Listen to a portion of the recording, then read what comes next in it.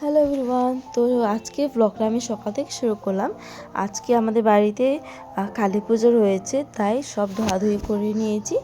এখন নিরামিষ রান্না করব আমাদের জন্য। আজকে আমরা পুরা দিন নিরামিষে থাকবো, যেহেতু পুজোতে বসবো। এদিকে সুজি বানাবো, আর বর আটা আর সেবাই নিয়ে আসে, তো এগুলো খেয়ে আজকে থাকবো।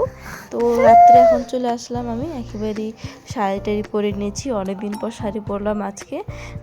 তো ছেলেকে এখন যার কাছে রেখে আমি পুজোতে বসবো। আর আজকে দিনে দিদি ভাইরা যদি থাকতো বাড়িতে তো অনেকে ভালো হতো, কিন্তু কিছু কারণে আসতে পারেনি, একেবারে আমার বেবির অন্নপ্রাশনে আসবে।